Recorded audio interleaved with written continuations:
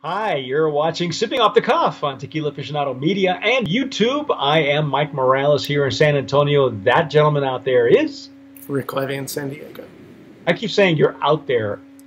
If I was, I'm if out I was there. sitting I'm with pretty you, far I'm out there, man. You're in here. And Rick, I'm in here. Oh, oh.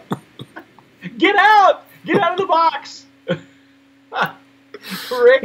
So, Mike, let's talk about who's knocking it out of the box. Yeah, really.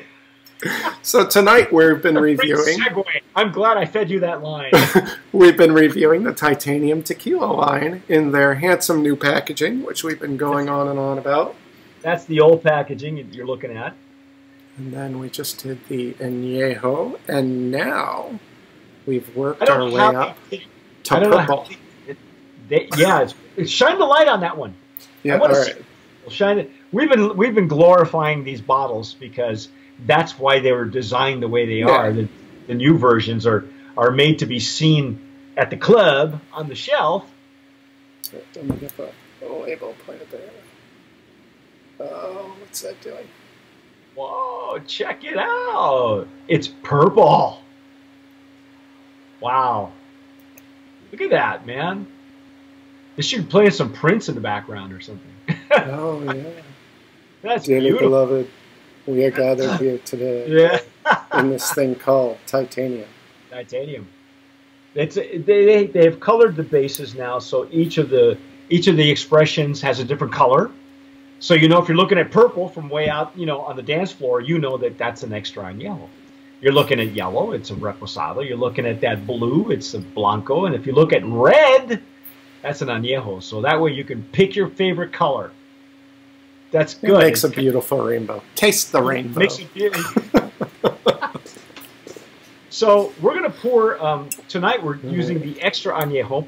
We are pouring these in the Docile nosing glass, which some of you may have seen these around. They're very popular with the bourbon set, the bourbon whiskey. See these a lot being used for tastings and trainings and things like that. So you'll see a lot of the Docile nosing glass in the aged. And this line in the aged versions, we've noticed, there's big oak notes. It's very oaky. Yeah, that's right. And it is a very big nose. Big oaky notes on this. Beautiful color. I don't know if you can see the color on that. There's your deep. We're getting into amber now with the X. Yeah, there you go. That's beautiful. That's a nice color. It's very attractive to the eye. Each of the expressions has a really nice catch on the eye, including the blanco. The blanco is just pristine. So. Now you notice. So I didn't quite understand their marketing copy on their website for this. This is at least 3 years aged in charred bourbon barrels. It could be aged up to 5 years, or maybe it's a blend of 3 and 5. I couldn't quite tell from the way they had written their copy. It could be clearer. Well, it's a más o menos because the normas have changed. An extra añejo doesn't necessarily have to tell you how many years it's aged. The minimum is 3 years. So it sounds to me like whatever they're saying in their copy, they could probably be a little bit more clear and say it's a blend of 3 and 5 years. It's a blend. Or it could be that they're taking the 3 year and then they're finishing it for 2 more years somehow. In their marketing copy, it said something both about 3 years and 5 years, but it didn't really make sense. Yeah. Again, what we know for sure, and all that the CRT cares about is that it's aged 3 years, at minimum. So it could be anywhere. If it were me, I would say, from 3 to 5 years. You know, if they actually blended anything, then I guess they could say that too. But that'd be up to them. You know, I don't know how much of this they're keeping proprietary, and there's only so much that they need to say. So wow. I'm getting a definite continuation of those, you know, heavy barrel notes. Yes. Are you getting more of the dried fruit now? I think so, yeah. In their, and, you know, maybe a little bit of that sweet fruit is still in there as well. In their marketing copy, in their notes, they suggested warm chocolate chip cookies. Are you getting anything like that? You mean in here? In the nose. Warm chocolate chip cookies. Well, no, no. But remember when we talked about the añejo, we said there's like a spiciness going on, like a cinnamon spice, a baking spice. Not necessarily cloves, but I got more cinnamon, you know, or an allspice maybe. Yeah. No, I think that's much more the range that we're in. And, you know, you could go even further since it's been in the barrel so long. You know, you could say that maybe you're even getting maybe some leather notes or something. Could be. Well, I can't say. I guess with leather, I either get it on the flavor profile or I get it on the nose. I mean, it just depends on the juice itself and the extra añejo, how much over the top it really is. Although you and I have had a couple, I think that had some strong leather notes on it. This one, I'm not getting the chocolate chip. I made, you know, it could be that you get like a bitter chocolate. I would say that. Yeah. Yeah, I was almost thinking like that. Like I was almost drawn towards the notes you would get on like a French oak. But well, you know, and yeah, and the nose is almost reminiscent of that. Although French oak is much more pronounced. Yeah, I'm getting a little bit of a vanilla undertone, but you know, it's not like big bourbony notes or something. It is, you know, much more in the dry and bitter range, with a touch of sweetness. Maybe what they're doing, Rick, because I know that the añejo felt to me more bourbon forward, but this nose, maybe they are blending something. Maybe they're blending the 3 and the 5 year to get some kind of a mellowness to the notes. Maybe they're trying to mellow down the notes as opposed to keep it in the strength of the añejo, just to make it different. I don't know. I'm not a I'm not a master blender, so I have no idea. But at this point, I'm starting to find it harder to discern the, you know, the kind of agave pepper notes from the barrel spice. Yeah, this is they're at least on the nose. I don't detect hardly any agave. It's mostly all barrel and spices. I mean, you know, let's face it. When you try an extra añejo, you don't buy it for the agave notes. You just don't. When you're pushing the limit, you're looking for the wood. Yeah, yeah. I love this right here in the center. It's like it all converges into one sweet. Are you getting that? There's like a sweetness.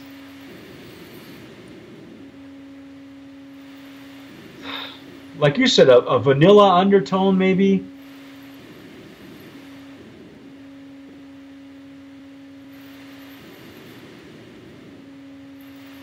It's really very nice. I like this nose. This is a really elegant nose. It's not over the top, but it is reminiscent of some of the extra añejos you and I have had. Yeah. You know, if XA's, you know, if that's the profile you gravitate towards, you know, you're gonna like the nose. Oh, whoa, wow. Mm.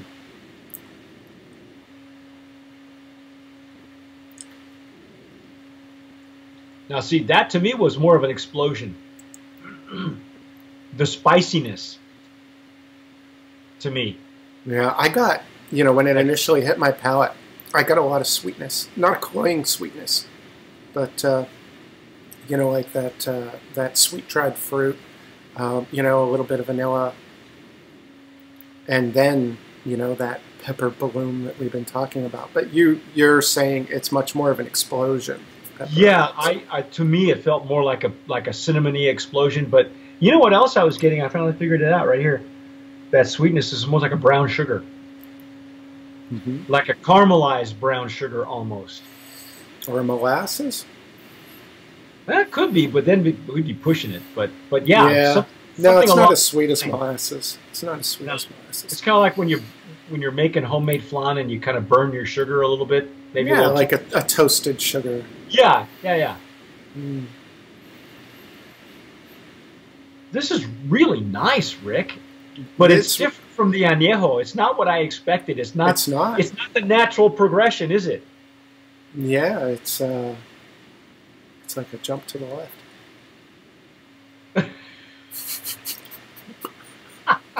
You know, keep your politics to yourself, will you, pal? Oh, I was thinking of Rocky Horror Picture Show when I said that. You know, jump to the left and a little step to the right. It's the Rocky Horror Picture Tequila. Yeah, well, there's no horror show here. This is lovely. I love this. This is right here, right in the center. There's this sweetness. It's almost like a convergence of everything that we've been getting from from one side to the other. All came in. Something's converging across my palate as well. You know, the pepper and the spice is coming together. Pardon me? You should have that looked at. Oh, man. Well, I got to say, the Docile nosing glass is doing its job, man.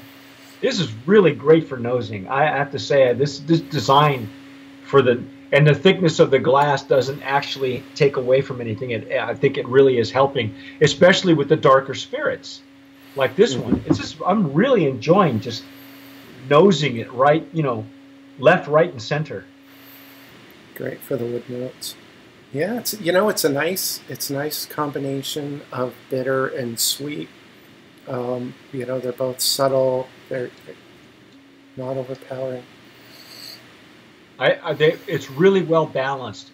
I will go on a limb and say that what they meant to say on their POS on the website is that this is a blend of 3 and 5 years, and I think that's what I think that's what they were going for.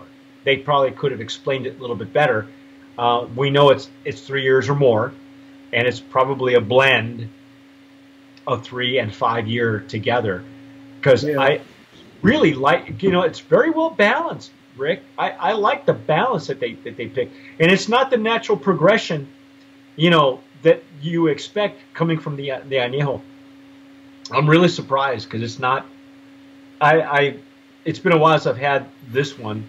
And I thought, you know, it was just going to naturally progress, and it didn't do that. Like you say, it jumped to the left. It did the hokey pokey. You know? It's spun all around. Wow. What do you think? Random Promise nominee and that extra Anejo cap? Again, you know, they put together another solid profile. Wow. But not what you expect. This is not going to be, if you go from expression to expression, from Blanco to Extra Anejo, just when you think you have them pegged, they went the other direction. They kind of zigzagged. This is something else. That's really delightful, though. What is the price point? Did you say on this one? You know, I wasn't able to find prices on the XA. I haven't seen it listed anywhere. Yeah, well, you know, they just picked up distribution from Republic National. And I guess that's why they finally rolled out the rest of the expressions. We know they'll be available in Nevada and Colorado, Texas, Missouri, Florida, Louisiana, Oklahoma. Yeah. And then, of course, their home state of Texas. And their home state. They really need to bring this with California. Hopefully they'll do that sooner than later. It really is a very worthy. Now this is going to be interesting because oak heads will like it, but if you're looking for kind of a more of a subtle, not in your face Extra Anejo, not an over the top, you know, flavor profile, this is subtle. It's kind of reined in, you know, Yeah. and it's not what I expected, Rick. I thought it was just going to be an amplification of what the Anejo was, and that's not what happened. Really very impressed. They did a nice job, man. Congratulations to these guys.